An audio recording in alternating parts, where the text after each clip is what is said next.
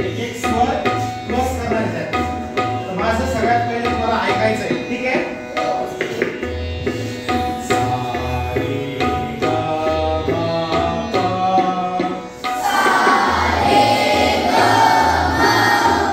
आणि हे अलंकार म्हणताना तुम्हाला बिलकुल आरडायचं नाही, सायलेंट म्हणायचं. कसं?